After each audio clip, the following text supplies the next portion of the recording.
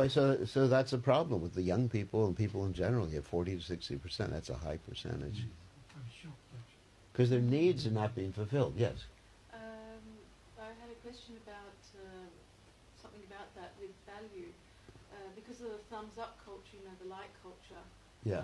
People will state things and they actually feel as though they're getting satisfaction because they got a like for something. But that's not really real. So is it because they've lost touch with what it is to value others? Or how do you explain it? To value others and just the communication, the human touch. Human touch. And people in some countries, like in Japan, for example, they have like robots. Female robots, dog robots. And there's studies that I present in my... Whoops. That's a mobile phone. That's very soothing music. So the studies I present in my books about diseases... Actually, I can read some of the studies. Let me get my books from here. This is quite interesting. It's better I quote from the book. Here we go. It's a chapter called All You Need Is Love. There was a study done, and I'll just pick one or two out, between health and Harvard.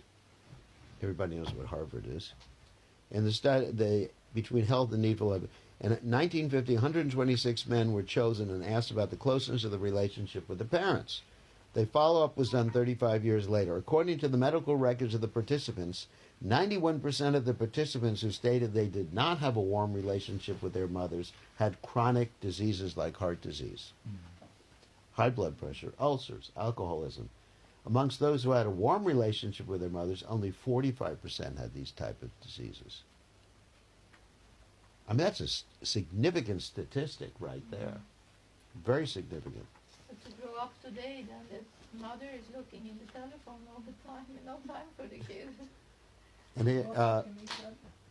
And here's another one, really quickly. 1965, almost 7,000 men, this is a really big study, were studied in the county near San Francisco.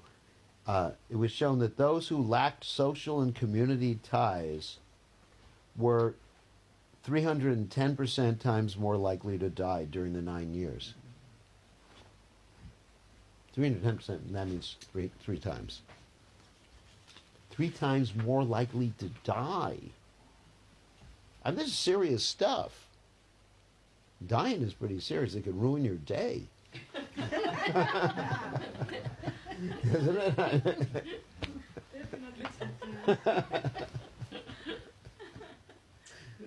Can we say that could this be all effects of Kali Yuga? Can one say that? You can say that, but you can actually counter those effects. I mean, yeah. I mean, obviously, all these are effects of Kali Yuga.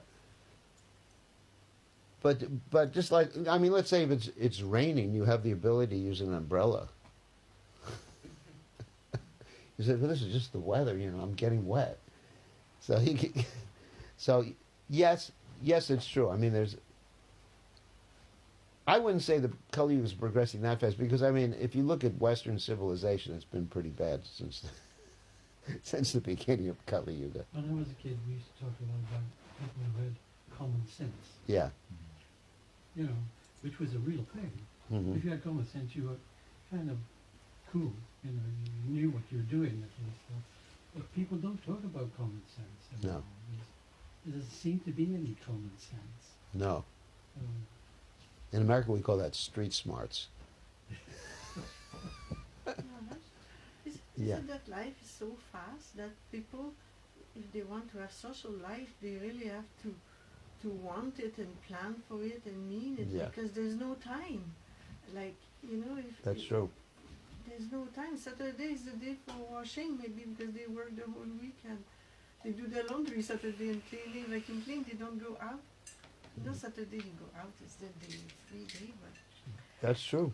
So it's important to identify basic needs so you can minimize your work life so you have more time for social life. and plan for it really. Like, the typical example or story in America, people buy these Mick houses, like McDonald's, Whopper. So they buy these gigantic houses that, they have 2 kids, but they have a 6-bedroom house.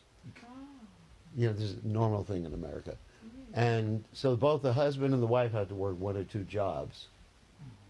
And so the only one who's enjoying the house is the dog, who sits home all day long. So now there's a whole movement for what's called tiny houses. I don't know if you've heard about this before. Tiny house means like a house the size of this room where a whole family will live. And so people downsizing is a word, so people do have more time to fulfill basic more needs. together. Yeah. Because sometimes we want so much material opulence that we forget about our basic needs. That's why it's important to be conscious of our basic needs. We don't realize it's a basic need.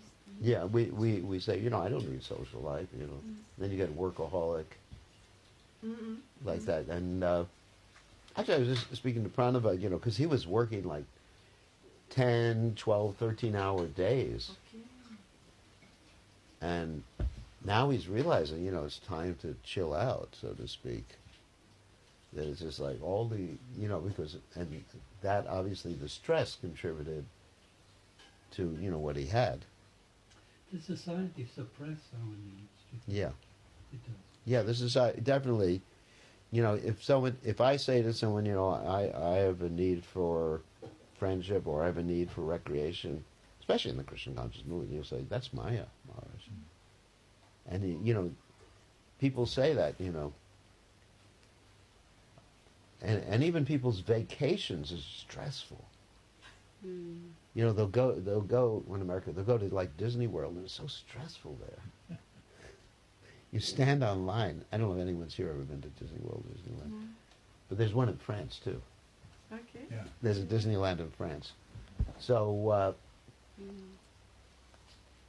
it's very stressful. I mean, so you try to enjoy your vacation, but your vacation is more stressful than your work day. So, there's this saying. During the week, it's, thank God it's Friday, TGIF. And then Monday, thank God it's Monday. And get away from this vacation period. So the whole life is stress. And that's the way we've set it. So sometimes if we identify our basic needs, then we just downsize our strategies. Maybe get a smaller place, get a cheaper car. I have a disciple who works at financing cars, and he's seen the craziness that people buy cars, and they're spending like half of their salary on a car. When something cheap would fulfill the need that they have for transportation. So, basically, one needs to examine all their needs and come up with strategies not to conflict with or interfere with the fulfillment of the need. So we should have realistic needs. Realistic strategies, and understand how, if we're trying to fulfill one need, how we should not interfere with the fulfillment of another need. Like if I spend too much, someone spends too much money on a car because that's not a need, but it's a strategy because he has a need for transportation. Then then he'll have no time for his family, so he'll have no time for loving relationships, no time for recreation. It's crazy. It's crazy. So one has to examine in terms of the needs, what is the best strategy for fulfilling all those needs, so I can, at least in Krishna consciousness, progress at a stable, steady rate without going crazy. You know that story of the tortoise and the hare? Everybody knows that. That's an international story. That, the hare just like progresses a little too fast and he takes a nap. And the tortoise is just going, dun, dun, dun, dun, dun, dun, dun, and he wins the race. So I think in Krishna consciousness, that's the way we should be. Just like, what's the pace? What's the pace we want to take? Just like, don't try to be Rupa Goswami or Sanatan Goswami or Jiva Goswami. You know, just and also, like you said, being vulnerable. That means being ready for people just to say you're a jerk. Said that's all right. That's your problem, not mine. That's how I deal with it. I just said, that's your problem. It's not my problem. You don't know me anyway, because I'm a spirit soul. I'm not this body. You know, I bring in a little Krishna consciousness. I'm not this body. You don't know me at all. And if you're calling me a jerk, you have a need, and you're suffering because of your anger. I don't want to suffer because of your anger. You can suffer because of your anger, and you know, I don't want you to suffer, but you cause your own suffering. Don't make both of us suffer. Like that. So anyway, there's different strategies to deal with that, but vulnerability is very important. Like, I in my position, I try my best to be very vulnerable and not concerned with what people are thinking about me. You know, I'll try my best not to present myself as something that I'm not. You know, it's a big thing with people who teach spirituality. They have to maintain a particular profile. Yeah. You know, your period of Ori, your sannyasi. You know, it makes life so tense, isn't it? You know, you have to just put a facade up, and it's just like, I'm just struggling to be Krishna conscious. You know, I'm happy serving Prabhupada. You know, I'm not seeing Krishna. I haven't realized my spiritual identity. You know, I want to be honest. Being dishonest just really interferes with all the needs that you have. So it's really important. Just be honest with people. Whoever you are, just be honest. I don't have anything to hide. So that's called vulnerability. Simple living, peace of mind. Yeah, peace of mind. And if someone doesn't like it, they own their problem. I don't own anyone else's problem. I own my own issues. I'm responsible for my own issues. Can I give an example now? Yeah, sure. When I joined the movement in about 1970, something like that. 1970. Yeah, Wow. I was My very generation. vulnerable. Can I say I was very vulnerable? Yeah. Because I was lost Hmm. in the material world. I was searching for something. So when I came to the movement, I got used and abused in so many different ways like that. But only after a while of maturing in Krishna consciousness could I handle that thing and I realized what was going on. Because there was power trips going on. Oh, yeah. Stuff like that. So I was trying to say, I'm thinking is, as you get older and mature, you learn more how to handle vulnerability. Yeah. Than when you're young and innocent. That's true. Yeah. That's true. And you stick up for your own needs. Stick up. But yeah, that's true. When we were young and joined the movement, it was tough. Like basic training in the army. Depersonalization. Oh yeah. Depersonalization. I just had a friend who joined the Marines in America, and it's interesting that he was never allowed to use the, let's say, he never allowed to call himself, to say, I want this or I want that. He had to refer to himself as Private so-and-so. He said, like if you're asking a commanding officer for something, instead of saying, sir, Prabhu, whatever. Sir, can I ask a question? You have to say, Private John Blow has a question for you, in the third person. His name. Okay. You couldn't use your name. I mean, you couldn't refer to yourself in the first person. It always had to be in terms of your identity in the organization to depersonalize yourself. So almost, we almost experienced something like that in ISKCON too, the depersonalization. And it was just like, in the Army, it's really intense. In the Army any countries like that. Because you have to identify yourself in terms of your rank, in terms of everything else, rather than in terms of yourself. And it's really creates a lot of dysfunction. That's why people get out of the Army after a few years and they're not able to take care of themselves. That's why there's a lot of suicides. do they analyze that? Do they consider that? The cheat, those who are Yeah. most on top? Well, that's why they have so many psychologists. In America, we have the VA, which is the Are they Veterans trying Administration. to change their Well, make of their... if you're turning someone into a soldier, I don't know any other way to do it, because they have to fight. They have to become killing machines. Mm. I mean, it's really, They have to obey, like... yeah. You have to obey. You have to consider yourself part of the unit, no longer as an individual. Ours is not to wonder why, but to do and To do and die. Yeah. Mm. Ours is not to wonder why.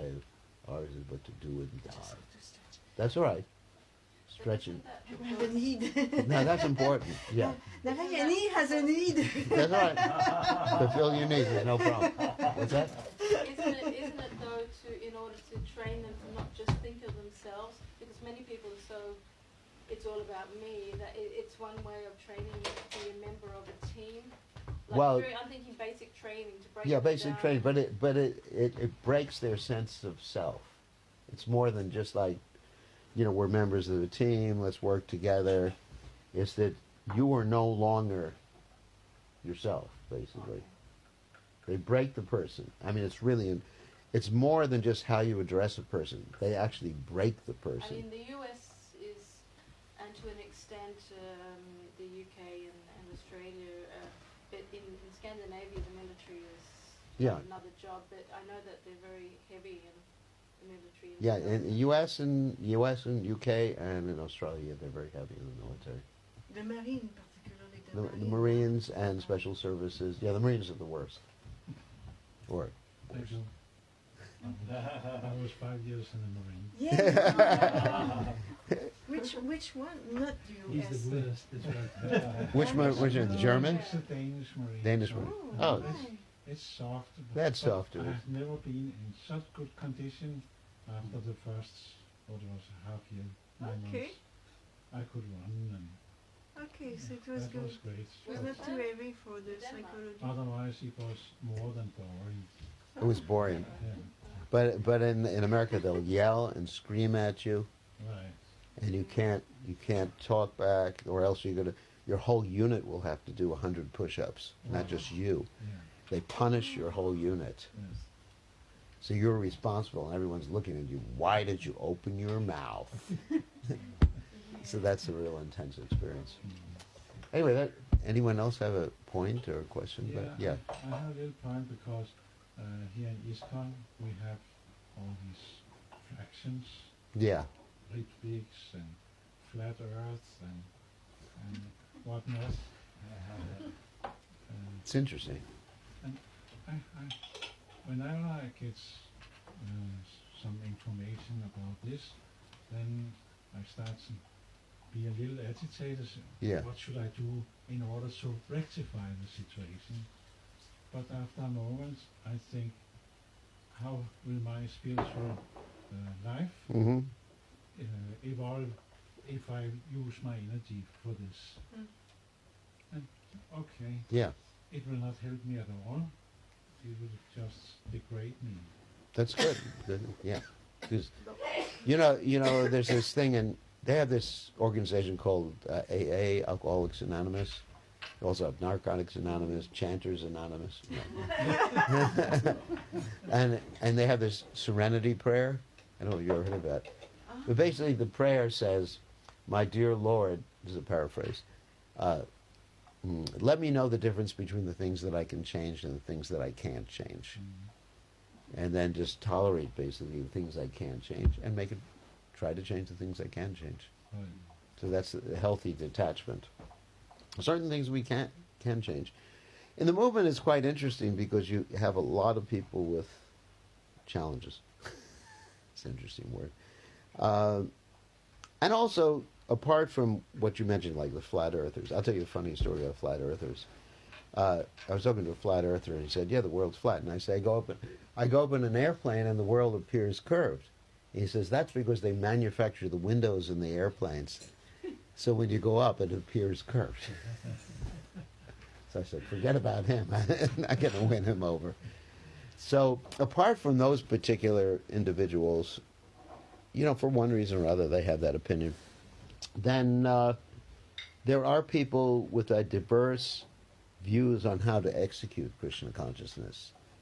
We got, for lack of a better word, we have liberals, conservatives, like that, or orthodox, or ultra-conservatives. And it's interesting, like you have people, obviously you probably guessed that I'm pretty liberal, but you have people like me who really want to open up the floodgates and let women initiate in the Krishna consciousness movement because I'm liberal. And, just be compassionate. If someone is, a little bit different gender or whatever, just be compassionate. Just get them chanting, get them Hare Krishna. You got other people who are really conservative, women, I'll leave the movement and women initiate, or, these are demoniac. And so you have both extremes in the movement. So the question is, how do you keep all that in the movement? And what every other religion has done is they break up into different branches. Like you have the Catholic Church. You have the Jesuits, who are the intellectuals in the Catholic Church.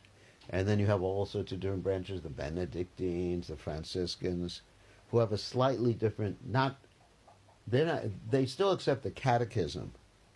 You know what catechism means? It means the basic philosophy, what we call Darshan, like the basic, you're not the body. Of course they don't talk about that. But there's so many different types of Catholics out there. And the Vatican, I'm not saying they're perfect, but they've managed to keep all these different people under the same umbrella. That's like Prabhupada called that unity and diversity. And so we haven't managed to do that. First of all, because we're just a young movement. We've only been in existence like 60 years. And the Catholic Church didn't diversify until it was like 400 or 500 years after Christ passed away.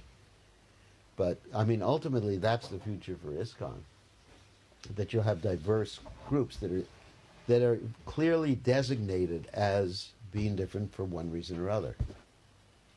And my feeling is that ultimately, ISKCON has to be able to absorb the Ritviks as a diverse group. As the Hindus. The Hindus, yeah. As the Hindus in Sweden. Yeah, you have to be able to do that if you want to grow. If you try to make every pit, square peg and round hole and so forth, it doesn't work.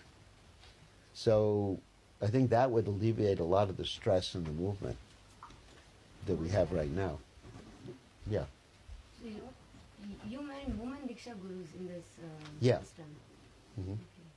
Yeah, I'm in favor of that. You're in favor of it. It's in our disciplic succession. There are quite a few women Diksha Gurus. There are quite a few. And actually in India, the most famous gurus are women. Not in our movement, but most famous guru in India is Amma.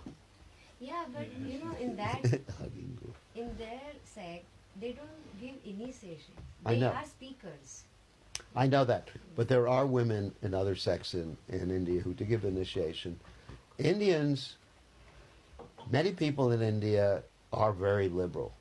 For example, when Prabhupada went to India, he had women, including Malati and others, do deity worship right in front of everybody in the big pandals. Nowadays in ISKCON, they don't let the women do deity worship in the ISKCON temples. So, and nobody had trouble with it. And that was 40 years ago. Prabhupada had that, and nobody had trouble. And India is like much more liberal now than it ever was before. So my question is, why is ISKCON more conservative than 90% of the Indians? Yes, it's more, in other words, it's more Indian than the Indians. I found a booklet about Bhaktisiddhanta actually. Yeah. In India, one of his first Western disciples were two women, two British women. In the UK, yeah. Yeah. Vinod Vani Yeah, was one of them. exactly. And they went back to England afterwards and carried on with Bhaktisiddhanta's Yeah, teachings. yeah, they actually initiated. So you could say actually Bhaktisiddhanta was quite liberal Mhm. in many ways in that sense also. Yeah, he was super liberal. He actually arranged for meat to be served to Britishers who went, you know, the government officials who went to Mayapur to visit. And then Prabhupada wanted, actually there's some story that he even rolled the cigarettes for them too. And Prabhupada, he wanted a smoking room in the Mumbai hotel, Oh, the yeah. Bombay hotel. Yeah. You remember that? I He remember went reading into. What? Prabhupada went into the room.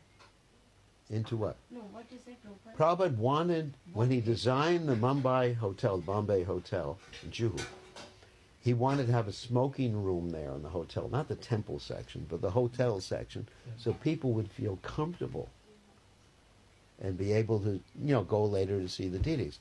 Prabhupada was extremely liberal. Mm. I mean, what he had to put up with us, I can't believe it. I mean, it's unbelievable, isn't How it? did he do it? Yeah. Amazing. I just was thinking about this problem of labeling. Mm. It's when person want to label, he has problem with himself and he kind of this with static labeling and not with this ecstatic feelings. Mm-hmm. And labeling means that he thinks that this and this person he cannot change actually. And that's not the really the philosophy that Chaitanya brought, that Srila Prabhupada brought. Because if one cannot change, that's it. And in this lifetime we're bound by this. Yeah, Lord Chaitanya's philosophy is very good. Changing and transformation for nature. And now I was remembering I was reading out of the Chaitanya Charitamrita, chapter 17. Mm-hmm. Prabhupada's comment on the first verse. He is judging this Swami's policy that if I want to be Krishna conscious, I have to become, I have to be born as Hindu. Mm. And he's so heavy and he said it's not the right thing. Because what Lord Chaitanya did, he actually changed the bodies of people. Mm. What was more important, not change physical bodies, but to change the subtle bodies. Mm. And that's why all those villages and yagnas, where there is the Vedas, they could be transformed into the highest level because of mercy. Mm. And if one block and don't allow to do this, don't see the potential, Mm.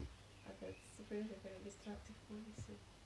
Yeah, that's absolutely. Yeah. Absolutely, that's a very important point. Actually, there's a story in that regard. In Vrindavan, the devotees went to the Radharaman temple one time, and were told by the Goswamis that if you really are expert and do your Krishna consciousness well, in the next life, you can take birth in the proper family, Brahmanical family. So they went back to Prabhupada, you heard the story, and they told Prabhupada the story. And Prabhupada said, you can go tell him that if he does his deity worship nicely, his next life he could take birth in the West, in the Krishna consciousness movement. And destroy the books, yeah. It's hard to understand. There was one devotee in the early years in England, and he was very nice devotee, but he couldn't quite come and join the temple. Right. And I think he ate eggs or something like fish or something like that. And the devotee would kind of, Prabhupada loved this guy. Mm. He really loved this guy. He loved seeing him. He would ask about him, what he was doing. You see, there's another context there. Yeah, Prabhupada wasn't condemning people. No. And then there was another time the person came to the temple. One day he was a boy, the next day he was a girl. And Prabhupada, he didn't chastise him. He says, just pick one and stick to it. So, I mean, that's really liberal. Just pick one and stick to it. You know, so there's so many stories, you know, about Prabhupada's. It's nice. All right, so we take prasadam or? Yeah. We can talk the whole evening.